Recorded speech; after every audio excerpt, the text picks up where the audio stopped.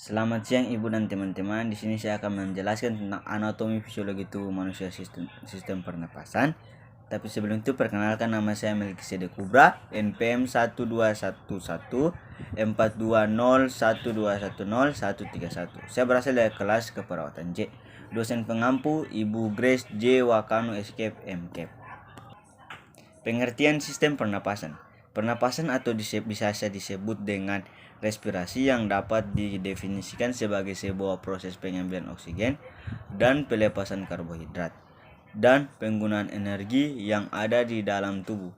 Ketika manusia bernafas, berarti sedang terjadi proses masuknya oksigen ke dalam tubuh dan pelepasan karbon dioksida keluar tubuh.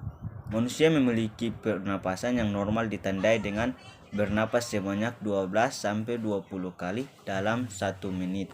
Oke, yang berikut adalah gambar sistem pernapasan. Berikut adalah fungsi-fungsi organ tubuh manusia yang terdapat pada sistem pernapasan. Yang pertama adalah hidung. Hidung adalah salah satu organ pernapasan manusia. Udara yang berasal dari luar akan memasuki organ hidung dan di dalam rongga. Hidung yang berselaput ada kelenjar minyak dan juga kelenjar keringat. Fungsi hidung dalam sistem pernapasan yaitu yang pertama sebagai penghangat udara, yang kedua sebagai pelembab udara, yang ketiga sebagai penyaring debu dan zat berbahaya, yang keempat sebagai penciuman. Yang kedua, faring atau tenggorokan. Faring atau tenggorokan yang biasa disebut sebagai penyaring udara yang masuk dari rongga hidung akan melewati tenggorokan. Tenggorokan memiliki dua cabang saluran, yaitu saluran pernapasan dan saluran pencernaan yang terletak di bagian belakang. Fungsi faring atau tenggorokan: 1. Cara bernafas. 2. Memproduksi suara. Yang ketiga, laring.